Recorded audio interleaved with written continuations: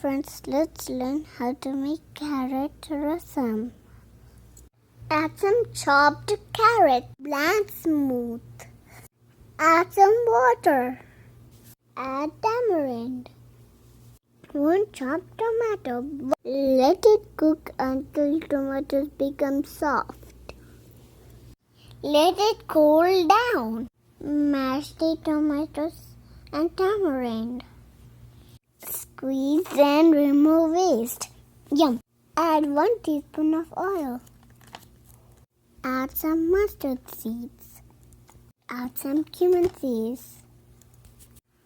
4 chopped garlic. Add 2 red chillies. Add few curry leaves. Add carrot paste. Saute well for few minutes. Add pinch of turmeric.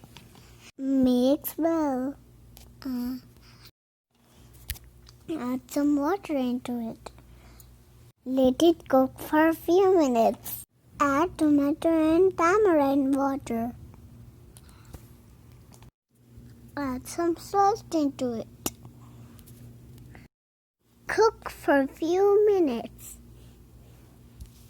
Add some coriander leaves. It's ready to serve. Thanks for watching. Subscribe to my channel and bye.